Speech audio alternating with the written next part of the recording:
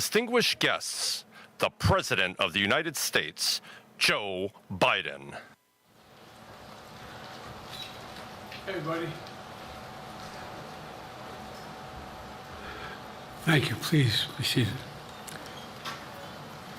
Well, good evening. We just concluded this year's NATO summit, and the consensus among the members was it was a great success. It was especially momentous because it represented the 75th year of the most important military defense alliance in the world's history of the world. We should never forget that NATO grew out of the wreckage of World War II, the most destructive war in history. The idea was to create an alliance of free and democratic nations that would commit themselves to a compact of collective defense. Standing together, they knew we'd all be safer. An attack on one would be treated as an attack on all. And it's worked because a would-be aggressor knows if they attack one of us, they'll be attacked by all of us. Sending that message is the best way to deter aggression and prevent wars in the first place. For those who thought NATO's time had passed, they got a rude awakening when Putin invaded Ukraine. Some of the oldest and deepest fears in Europe roared back to life because once again, a murderous madman was on the march. But this time, no one cowered in appeasement, especially the United States. We collected intelligence that Russia was planning to invade Ukraine months before the invasion. I directed the intelligence community to be a significant amount of intelligence be declassified so I could start building an international coalition to oppose the invasion. Then in February, some of you remember, I warned the world that the invasion was imminent. I rallied a coalition of 50 nations from Europe to Asia to help Ukraine defend itself. Many foreign policy experts thought as Putin amassed Russian forces just 100 miles north of Kyiv, the capital of Ukraine, but Putin thought it was the mother home of Russia. The capital would fall in less than a week. But the Ukrainian people, backed by a coalition to help build, stopped them. Today, Kyiv still stands, and NATO stands stronger than it has ever been. During the week of this summit, several heads of states made it a point in their statements to thank the United States and to thank me personally for all that NATO has achieved. NATO is not only stronger, NATO is bigger because we led the charge to bring in Finland and Sweden into the alliance, and it makes a gigantic difference. Excuse me. Meanwhile, my predecessor has made it clear he has no commitment to NATO. He's made it clear that he would feel no obligation to honor Article 5. He's already told Putin, and I quote, "Do whatever the hell you want." In fact, the day after Putin invaded Ukraine, here's what he said. It was genius. It was wonderful. Some of you forgot that, but that's exactly what he said. But I made it clear a strong NATO is essential to American security. And I believe the obligation of Article 5 is sacred. And I would remind all Americans, Article 5 is invoked only once in NATO's long history, and that was to defend America after 9/11. I made it clear that I will not bow down to Putin. I will not walk away from Ukraine. I will keep NATO strong. That's exactly what we did, and exactly what we'll continue to do. Now, the future of American policy is up to the American people. This is much more than a political question. It's more than that. It's a national security issue. Don't reduce this to the usual testament that people talk about, issues of being a political campaign. It's far too important. It's about the world we live in for decades to come. Every American must ask herself or himself, is the world safer with NATO? Are you safer? Is your family safer? I believe the American people know the answer to all those questions is yes. And I believe the American people understand that America is stronger because of our alliances. I believe the American consensus from Truman to Reagan to me still holds today. America cannot retreat from the world. We must lead the world. We're an indispensable nation, as Madeleine Albright wrote. Now let me turn to three other key issues. Just this morning, we had a great economic report showing inflation is down. Overall prices fell last month. Core inflation is the lowest it's been in 3 years. Prices are falling for cars, appliances, and airfares. Grocery prices have fallen since the start of the year. We're going to keep working to take down corporate greed to bring those prices down further. Meanwhile, Trump's calling for a 10% tariff on everything Americans buy, including food from overseas, vegetables, and other necessities. And economists tell us that that would cost the average American working family another $2,500 a year. It's a tax of $2,500 a year. Second, our efforts to secure the border, southern border, is working. After Trump killed the bipartisan effort to secure the border, Republicans and Democrats had worked on, because he thought it would benefit me and make him a loser, Republicans walked away. So I took executive action last month. As a consequence, working with Mexico, border encounters have gone down over 50%. The current level is lower today than when Trump left office. Third, for months, the United States has been working to secure a ceasefire in Gaza, to bring the hostages home, to create a path for peace and stability in the Middle East. 6 weeks ago, I laid out a detailed plan in writing. It was endorsed by the UN Security Council, the G7. That framework is now agreed on by both Israel and Hamas. So I sent my team to the region to hammer out the details. These are difficult, complex issues. There's still gaps to close, but we're making progress.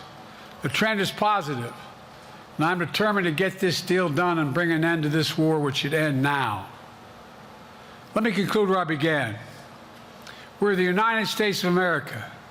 We are the indispensable nation. Our leadership matters. Our partnerships matter. This moment matters. We must rise to meet it. With that, I'll take your questions. I've been given a list of people to call on here. Reuters, Jeff Mason.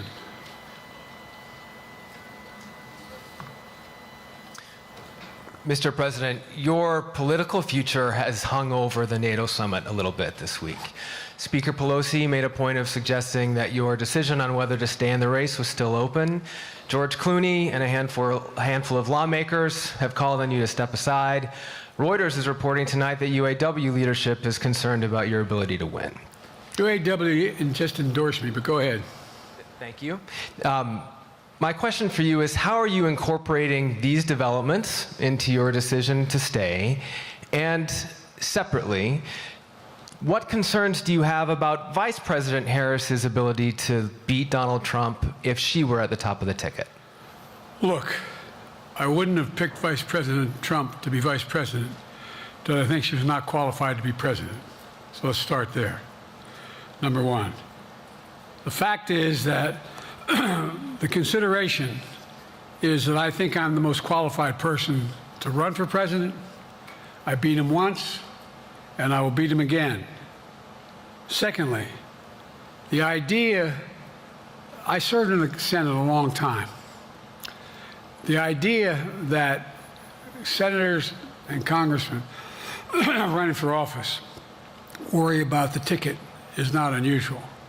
And I might add, there are at least 5 presidents running or incumbent presidents who had lower numbers than I have now, later in the campaign. So there's a long way to go in this campaign. And so I'm just going to keep moving, and because, look, I got more work to do. We've got more work to finish. There's so much, we made so much progress. Think about it. Think about where we are economically relative to the rest of the world. Name me a world leader who wouldn't want to trade places with our economy. We've created over 800,000 manufacturing jobs, 1.5 million jobs. I mean, so things are moving. We got more to go. Working class people still need help. Corporate greed is still at large. Their prices, the corporate profits have doubled since the pandemic. They're coming down, and so I'm optimistic about where things are going. Danny Kemp, AFP. Thanks. Thank you, Mr. President. I wanted to ask you about you mixed up Presidents Zelensky and Putin earlier today. And you now have sort of your key allies, including the British Prime Minister, the President of France, and the German Chancellor having to step in and make excuses for you on that. And officials here are saying off the record that your decline has become noticeable. Hasn't this now, frankly, become damaging for America's standing in the world? Thank you. Did you see any damage to our standing in my leading this conference? Have you seen a more successful conference? What do you think? And the Putin piece, I was talking about Putin, and I said, and now, at the very end, I said, here, I mean, Putin. I said, no, I'm sorry, Zelensky.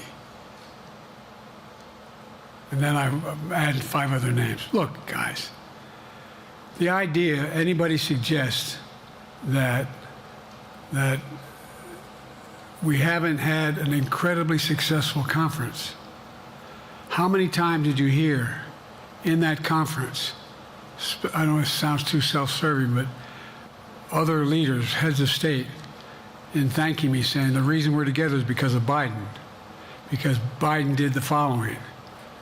Look, folks, this is,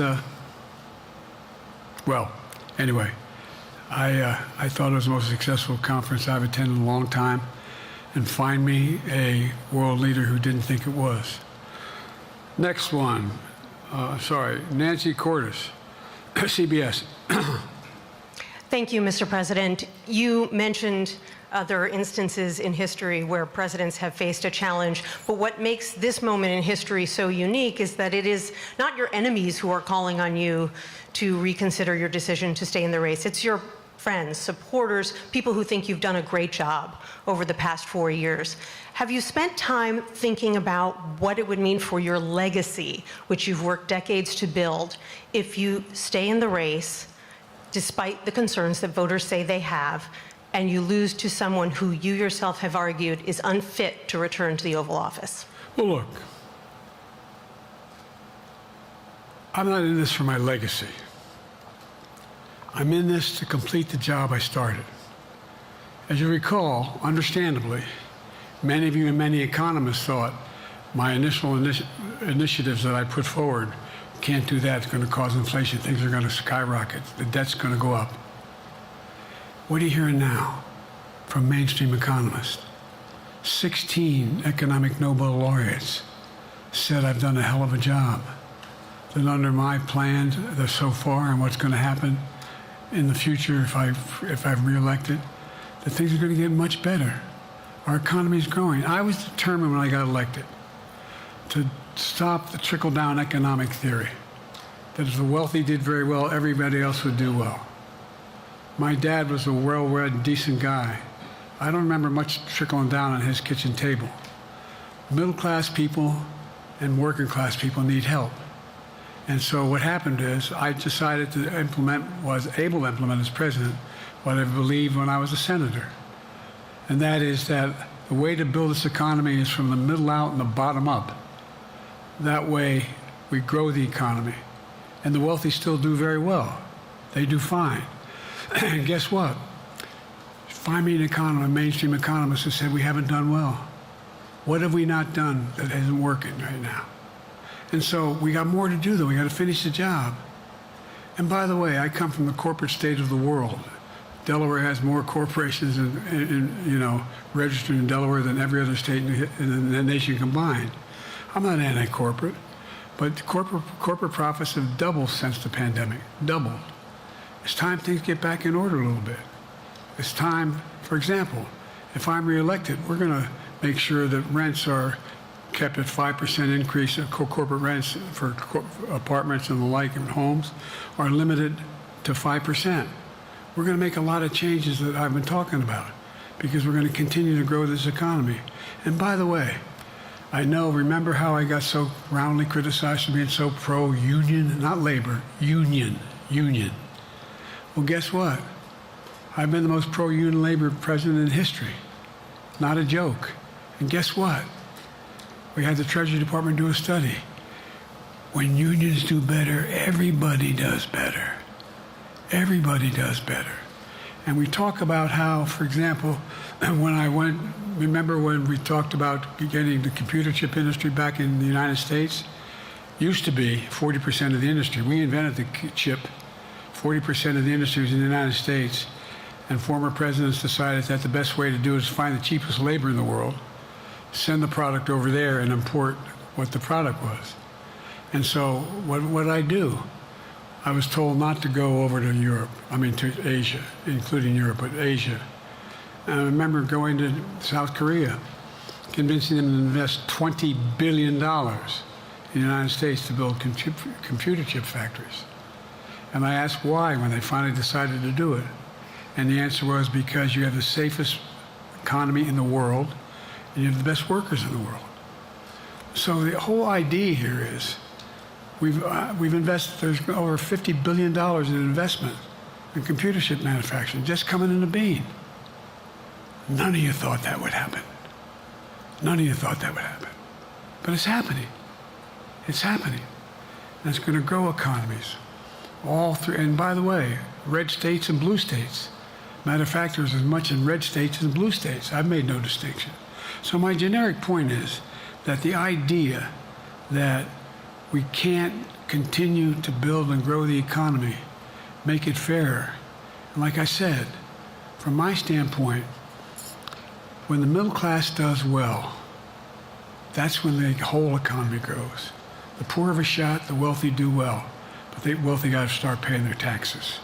As a follow-up, sir, you mentioned that your Vice President Kamala Harris would be ready to serve on day one. Can you elaborate on that? What is it about her attributes and her accomplishments over the last 4 years that make her ready to serve on day one if necessary? First of all, the way she's handled the issue of freedom of women's bodies to have control over their bodies. Secondly, her ability to handle almost any issue on the board. This was a hell of a prosecutor. She was a first-rate person, and in the Senate, she was really good. I wouldn't have picked her unless I thought she was qualified to be president. From the very beginning, I made no bones about that.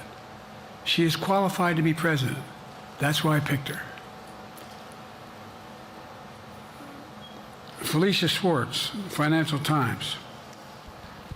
Thank you, Mr. President. Presidency is the most straining job in the world, and it's 24/7. How can you say you'll be up for that next year, in 2 years, in 4 years, given the limits you've acknowledged that you have today? The limits I've acknowledged I have? There's been reporting that you've acknowledged that you need to go to bed earlier and your evening around 8. That's not true.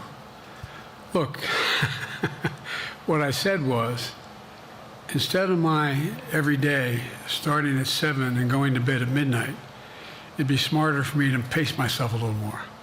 And I said, for example, the 8, 7, 6 stuff, instead of starting a fundraiser at 9 o'clock, start at 8 o'clock. People get to go home by 10 o'clock.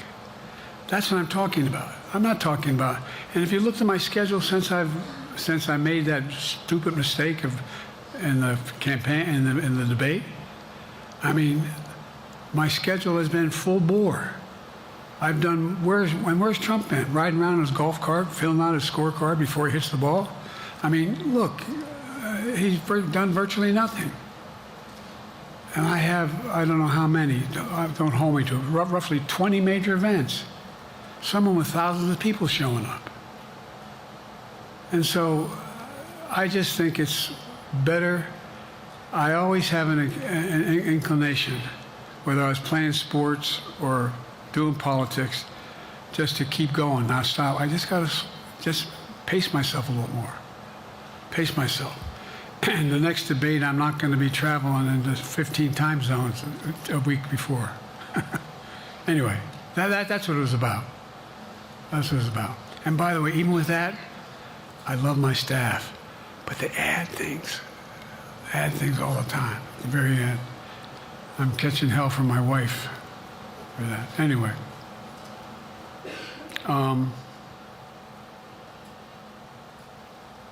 I'm sorry, Zeke Miller, Associated Press. Thank you, Mr. President. Two questions for you. First, on the NATO summit, President Zelensky, in your meeting with him, he pressed you to lift your limitations on the Ukrainian use of American weapons, saying that, in his public remarks afterwards, saying that Ukraine cannot win the war unless those limitations are lifted. Are you reconsidering your position on that? And then secondly, following up on Felicia's question there, leaders of your own party have said that they're not worried about that debate. They're worried about the next bad night and the bad night after that. How can you reassure the American people that you are up to the task and that there won't be more bad nights at a debate stage or somewhere else? First thing about Zelensky asking for the ability to strike deep into Russia. We've allowed Zelensky to use American weapons in the near term, in the near or abroad, into Russia. Whether or not he should be attacked. For example, should Zelensky, he's not, but if he had the capacity to strike Moscow, strike the Kremlin, would that make sense? It wouldn't. The question is, what's the best use of the weaponry he has, and the weaponry we're getting to him? I've gotten him more long-range capacity, as well as defensive capacity. And so our military is working. I'm following the advice of my commander-in-chief, the chief of staff of the military, as well as the Secretary of Defense and our intelligence people. And we're making a day-to-day basis on what they should and shouldn't go, how far they should go in. That's a logical thing to do. Second question related to Bad nights, sir. How can you reassure the American people that you won't have more bad nights, whether they be on a debate stage or it's a matter of foreign policy? Well, I tell you what, the best way to assure them is the way I assure myself. And that is, am I getting the job done? Am I getting the job done? Can you name me somebody who's got more major piece of legislation passed in 3.5 years?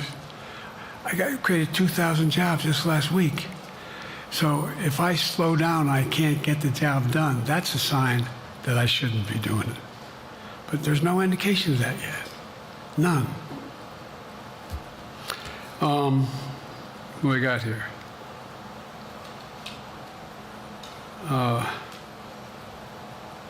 Merrick, Pulaski Radio. Thank you, Mr. President. How are you? I'm well. The elections in the US have consequences around the world. You have pretty high standing in Europe. I just asked President Macron about you, and he said we are happy to have him as the President of the United States. But there is a concern. Many people in Poland and across Europe are worried that the former president may win the election. And there's a lot of concern that Donald Trump may weaken NATO, stop supporting Ukraine, or push Ukraine to give up territories to Russia. They're correct. And yourself was warning just 2 minutes ago about it. So my question is, do you think that Europe will be left on its own if Donald Trump wins the election? And what's your advice to European leaders to prepare for possible US disengagement? Well, look, I think, how can I say this without sounding too self-serving? I'm not having any of my European allies come up to me and say, Joe, don't run. What I hear them say is, you've got to win. You can't let this guy come forward. He'd be a disaster. It'd be a disaster. I mean, I think he said in one of his rallies, don't hold me to this, recently, where NATO, I just learned about NATO or something to that effect. Foreign policy has never been his strong point. And he seems to have an affinity to people who are authoritarian. That worries, as I tell you from Poland, that worries Europe. That worries Poland. And nobody, including the people of Poland, think that if he wins in Ukraine, he's going to stop in Ukraine, that that's going to be the end of it.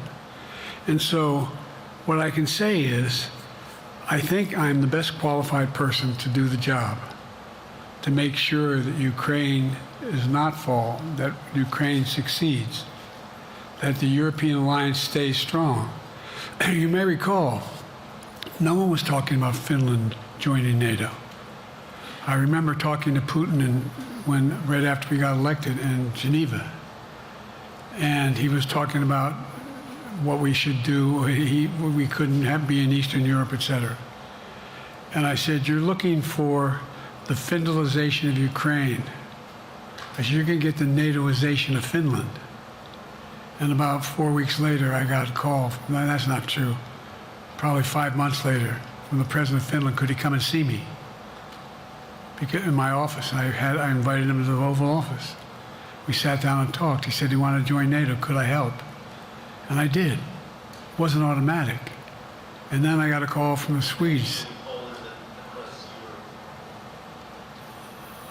I beg your pardon?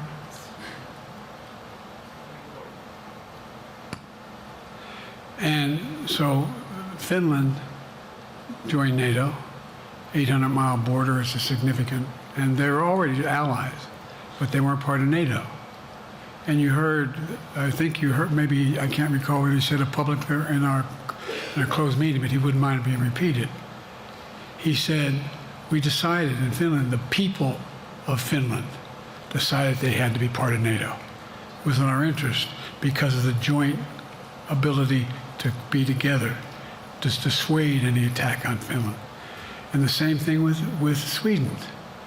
It took a lot of selling to some folks, particularly in Turkey and other places, to agree to the expansion. But it expanded. And we're a hell of a lot stronger because of it. We're more secure because of it. And by the way, I was able to get 50 other nations, 50, to support Ukraine. 50. And we were able to bring about a coalition of Europe and Asia, Japan and South Korea.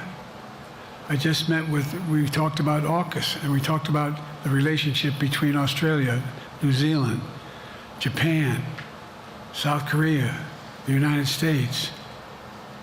We're making the world safer and stronger because we have to deal with the new arrangement that exists in the world. The Cold War is over. The post-war era is over. What is going to replace it? And I respectfully suggest I have a pretty good idea what that should be. I've convinced a lot of people to follow it, and we're just going to get stronger. David Sanger. Where's it? Thank you, Mr. President. Be nice, David.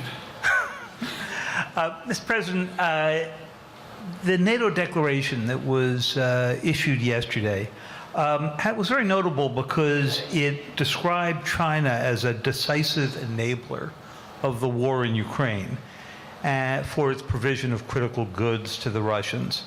That's part of a broader partnership that seems to have cemented in place in the past 2 or 3 years. I think one that you were a little bit doubtful of when we asked you about it some time ago. So I'd be interested to know whether you have a strategy now of trying to interrupt the partnership between China and Russia, and whether or not in a second term you would pursue that, if you could describe that strategy to us. And along the way, could you also tell us whether you think, just to follow up on Felicia's question, that if you were in a room with Vladimir Putin again, the way you were 3 years ago, or with President Xi, that a few years from now you will be able to go negotiate with them, handle them one-on-one? Well, the first part of the question is, we discussed and I raised in the NATO summit, and others raised, the future of China's involvement, what they're going to do, what they're doing with Russia in terms of accommodating, facilitating, They're getting access to additional. They're not supplying weapons themselves. They're supplying mechanisms for them to be able to get weapons. And China's position is basically, and I've spent more time with Xi Jinping than any world leader has, over 90 hours since being vice president all the way through, for real. And by the way, I handed all my notes. But my point is that Xi believes that China is a large enough market that they can entice any country, including European countries, to invest there in return for commitments from Europe to do A, B, C, or D, or not to do certain things. What's happened is we had a long discussion about what we have to make clear. China has to understand that if they are supplying Russia with information and capacity, along with working with North Korea and others to help Russia in armament, that they're not going to benefit economically as a consequence of that by getting the kind of investment they're looking for. And so, for example, we're in a situation where, and we've reestablished direct contact with China after that, remember the balloon, quote unquote, going down, and all of a sudden things came to an end? Well, we set up a new mechanism. There's a direct line between Xi and me, and our military has direct access to one another, and they contact one another when we have problems. The issue is that we have to make sure that Xi understands there's a price to pay for undercutting both the Pacific Basin as well as Europe, and as it relates to Russia and dealing with Ukraine. And so for example, if you want to invest in China, as you know this area really well, if you want to invest in China, you have to have a 51% Chinese owner. You have to make sure that you do by their rules, and you don't have the authority, and that you have to provide all access to all the data and information you have.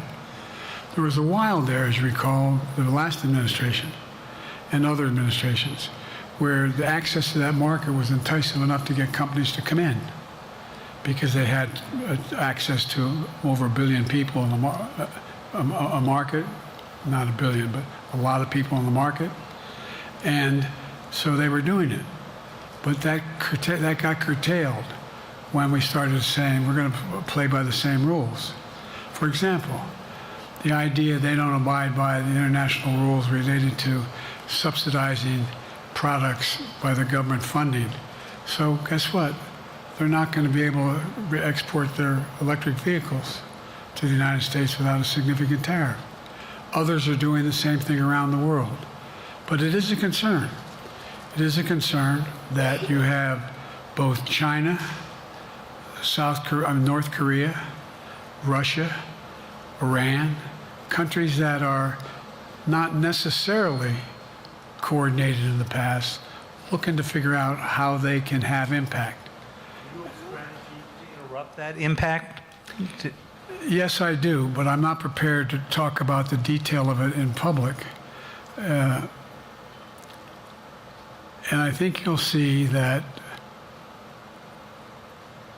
some of our European friends are going to be curtailing their investment in Russia. In China, as long as China continues to have this indirect help to Russia in terms of being able to help their economy as well as help them in, as a consequence of that, their ability to fight in Ukraine. The other thing that we talked a lot about is that, and I raised it, and I didn't hear any. I can't swear that everyone agreed because not everyone got to talk about it, but we need a new industrial policy in the West. For example, we talked about how both the EU as well as NATO has to be able to begin to build their own munition capacity, has to be able to generate their own capacity to provide for weapons and the ability to. It came as a surprise to some of us how we had fallen behind in the West in terms of the ability to construct new material, new weaponry, new everything from vehicles to weapon systems. And so one of the things that came out of this was we're going to be meeting again with a number of my colleagues, my European colleagues, is what do we do to increase the capacity of the West, particularly in Europe and Japan, to be able to generate the kind of ability to produce their own weapon systems. Not just for themselves, but to be able to generate that. It's the same, it's what Russia's trying to figure out. That they went to China and they didn't get the weapons, but then they went to North Korea. But we're going to be in a position where the West is going to become the industrial base for it to be able to the ability to have all the defensive weapons that we need. That was a discussion as well. Mr.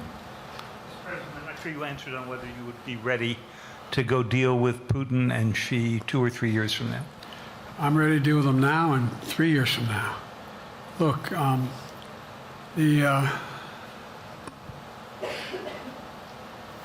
like I said, I'm dealing with Xi right now and direct contact with him. I have no good reason to talk to Putin right now. There's not much that he is prepared to do in terms of accommodating any change in his behavior. And, but there isn't any world leader I'm not prepared to deal with. But I understand the generic point is Putin ready to talk? I'm not ready to talk to Putin unless Putin's ready to change his behavior. And the idea, look, Putin's got a problem. First of all, in this war that he is supposedly have won, and by the way, I think, don't hold me to the exact number, but I think that Russia had 17.3% of Ukraine that they conquered. Now it's 17.4. I mean, in terms of percentage of territory. They've not been very successful.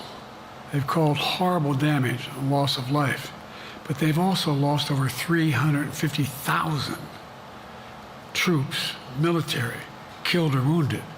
They have over 1 million people, particularly young people with technical capability, leaving Russia because they see no future there.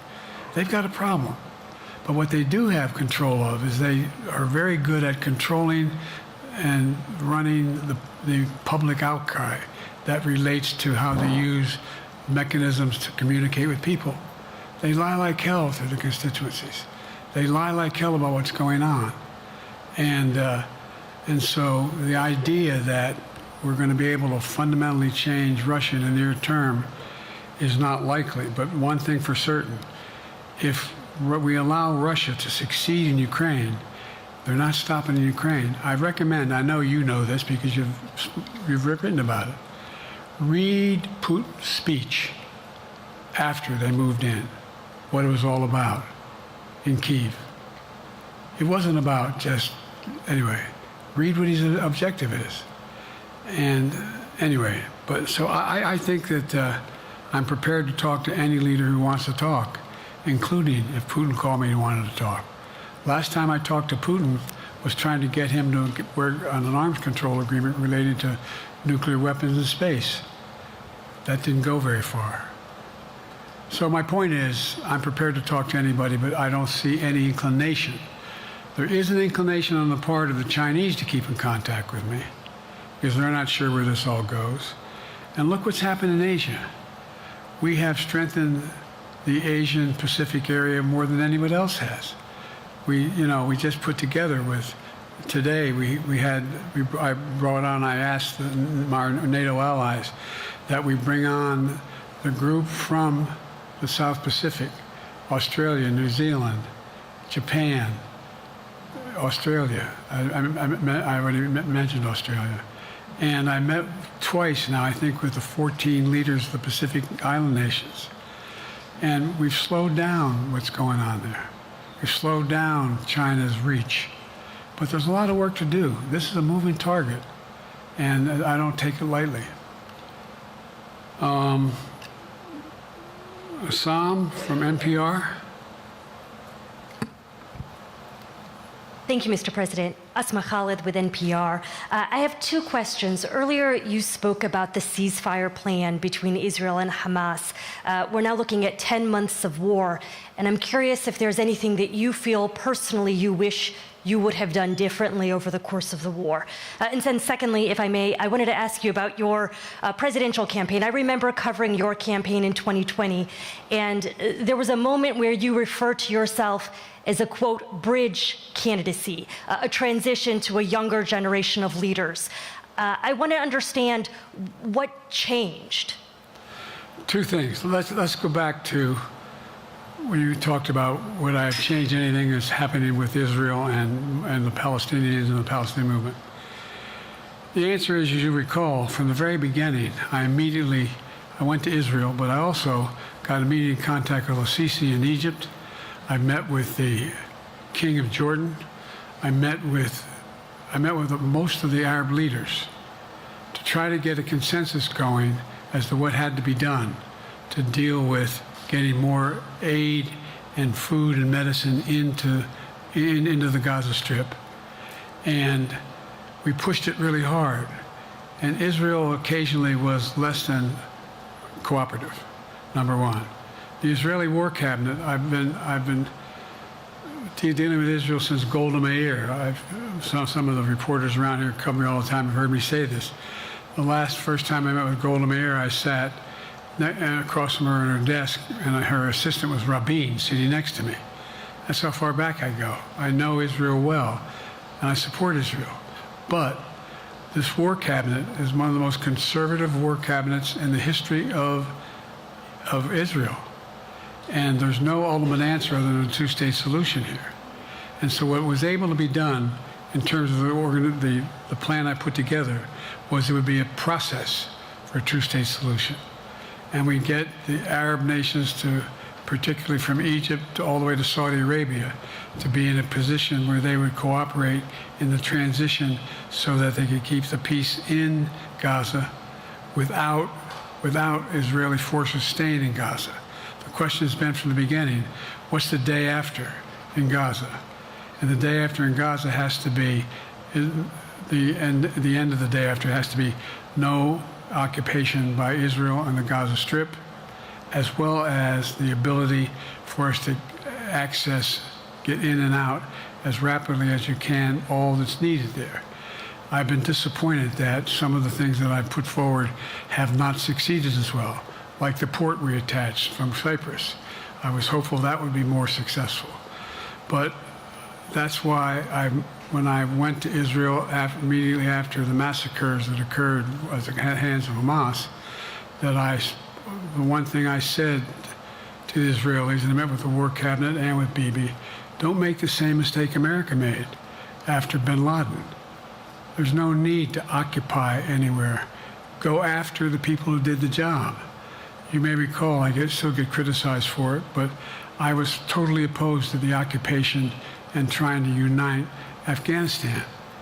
Once we got bin Laden, we should have moved on, because it was not no one's ever going to unite that country. I've been over every inch of that, not every inch, the entirety from the poppy fields all the way to the north. I said, don't make the same mistake we made. Don't think that's what you should be doing, is doubling down. We'll help you find the bad guys, Sinwar and company. And all this criticism about I wouldn't provide when the weapons they needed. I'm not providing them 2,000-pound bombs. They cannot be used in Gaza or any populated area without causing great human tragedy and damage. But remember what happened when you had the attack on Israel with rockets and ballistic missiles. I was able to unite the Arab nations as well as Europe, and nothing happened. Nothing got hurt. It sent an incredible lesson to what was going on from the Middle East. So there's a lot of things, in retrospect, I wish I had been able to convince the Israelis to do. But the bottom line is we have a chance now. It's time to end this war. It doesn't mean walk away from going after Sinwar and Hamas. And if you notice, you know better than most, there is a growing dissatisfaction on the West Bank from the Palestinians about Hamas. Hamas is not popular now. And so there's a lot of moving parts.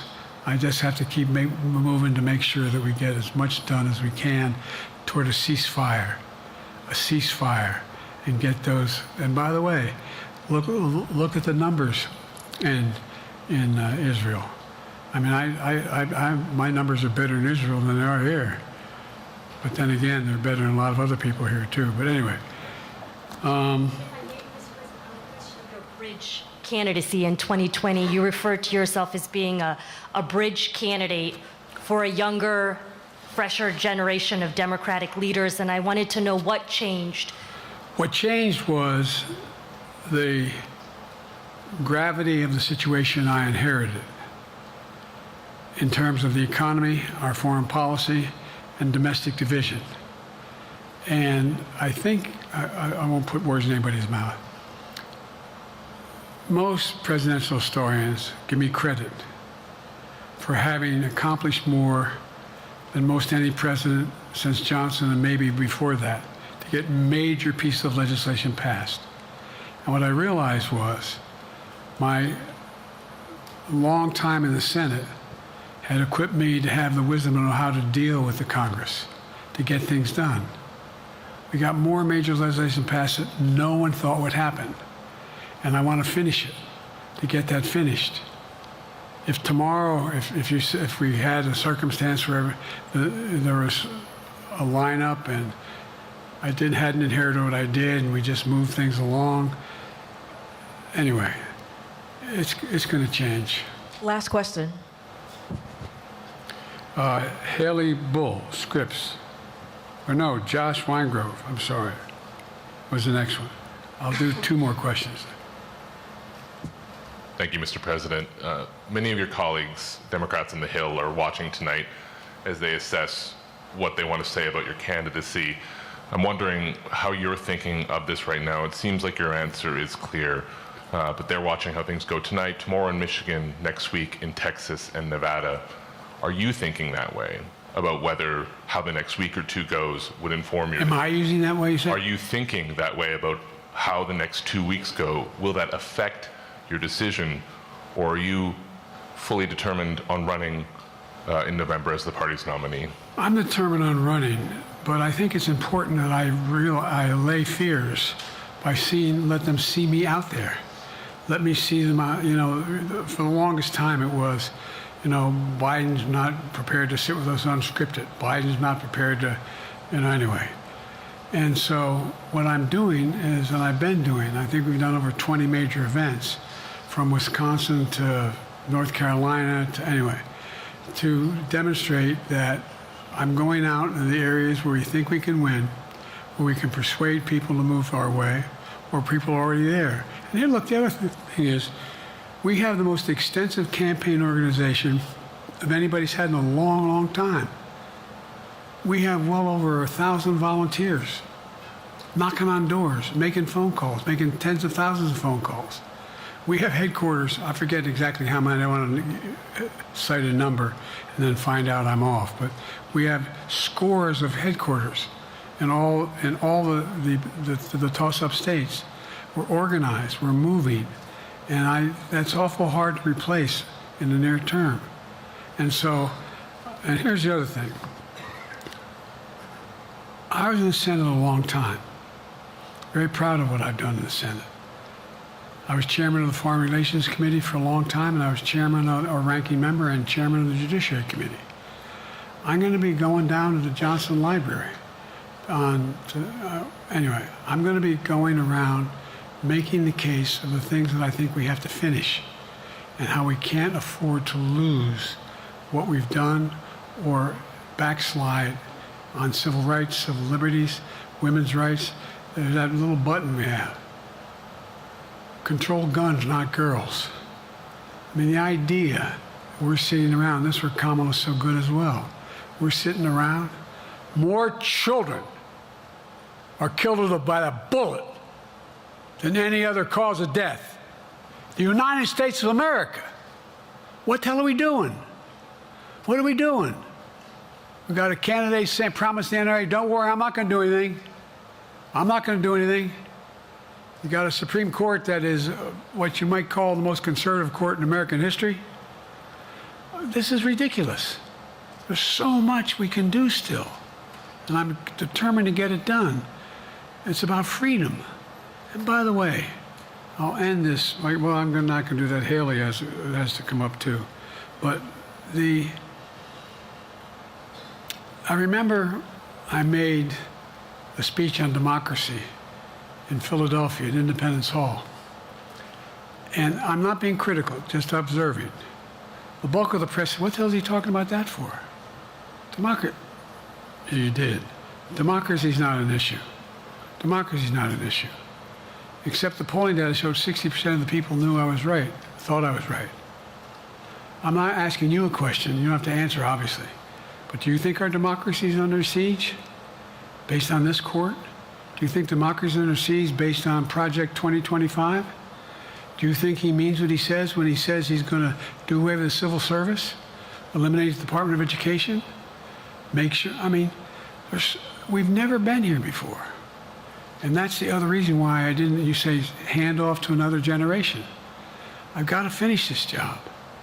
I've got to finish this job because there's so much at stake. We've had some discussions over the past few days with your press secretary about the question of health exams. And you said you take a cognitive test every day in this job. Are you open to taking another physical or test before the election? Governor Whitmer of Michigan, for instance, said it wouldn't hurt to take a test. Well, look, two things. One, I've taken 3 significant and intense neurological exams by a neurologist. In each case, as recently as February. And they say I'm in good shape, okay? Although I do have a little problem with my left foot because it's not as sensitive because I broke my foot and didn't wear the boot. But I'm good. I'm tested every single day about my neurological capacity to do decisions I make every day. You talk to my staff, all of you talk to my staff. Sometimes my staff talks a lot. But the fact of the matter is, I don't think you have them telling you that all the major ideas we've undertaken haven't been in part initiated by me. I remember when the staff, I said, I'm going to go to South Korea, we're going to get the chip. What are you doing? I'm going to get Japan and Korea back together again after essentially having hostilities toward one another since the end of World War II. I'm going to move and see that we can expand it. You know, the only thing age does is help you with it, creates a little bit of wisdom if you pay attention. And so the point I'm making is, I think it's important that if the neurologist tells me he thinks I need another exam, and by the way, I've laid every bit of the record out, hadn't hidden a thing. You ought to ask Trump for his, okay? I laid it all out. And every single day I'm surrounded by good docs. If they think there's a problem, I promise you, or even if they don't think it's a problem, they think I should have a neurological exam again, I'll do it. But no one's suggesting that to me now. And I'll ask you another question. No matter what I did, no one's going to be satisfied. Did you have 7 docs? Did you have 2? Who'd you have? Did you do this? How many times did you? So I am not opposed if my doctors tell me I should have another neurological exam, I'll do it. But that's where I am. Haley Bull, Scripps. Thank you, Mr. President. You said you're making decisions on a day-to-day basis when it comes to support for Ukraine. Does that mean you have not closed the door on further considering lifting restrictions for U.S.-made weapons inside Russia? And if I may, your convention is coming up where your delegates are pledged to make you the official nominee If they have second thoughts, are they free to vote their conscience? Obviously, they're free to do whatever they want, but I get overwhelming support. Overwhelming support. I won, I forget how many votes I won in the primary. Overwhelming.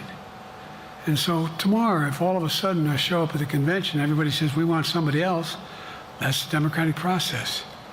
It's not going to happen. Even if that means they vote for someone else? Sure. Look, I'll end this with this. I served in the Senate a long time.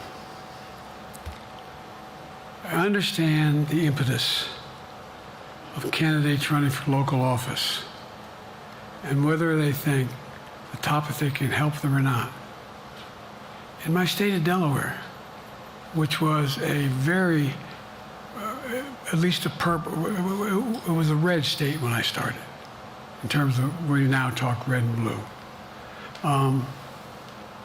I don't recall most of the Democratic presidents winning my state when I was a candidate. The truth of the matter is I understand the self-interest of every candidate. If they think that, running with Biden at the top is going to hurt them, then they're going to run away. I get it. But so far, go and look at the polling data in their states. Look at the in-depth, and by the way, I think you'd all acknowledge, and you're all experts, I'm not being solicitous about the president, you're experts on this stuff. How accurate does anybody think the polls are these days? I can give you a series of polls where you have likely voters, me versus Trump, where I win all the time. When the unlikely voters vote, he wins sometimes. The bottom line is all the polling data right now, which I think is premature because the campaign really hasn't even started. I mean, it hadn't started in earnest yet. Most of the time, it doesn't start till after September, after Labor Day. So a lot can happen. But I think I'm the best I believe I'm the best qualified to govern. And I think I'm the best qualified to win. But there are other people who could beat Trump too. But it's awful start from scratch. And, we talk about, money raised. We're not doing bad. We got about $220 million in the bank. We're doing well. So with that, you have any want to follow up on any of that you just asked me? Yes.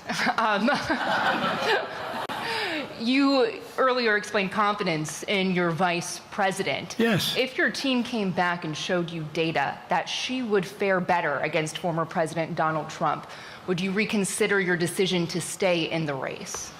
No, unless they came back and said, there's no way you can win. Me. No one's saying that. No poll says that. Mr. President, okay. Thanks. This ends tonight's press conference. Thanks, everybody.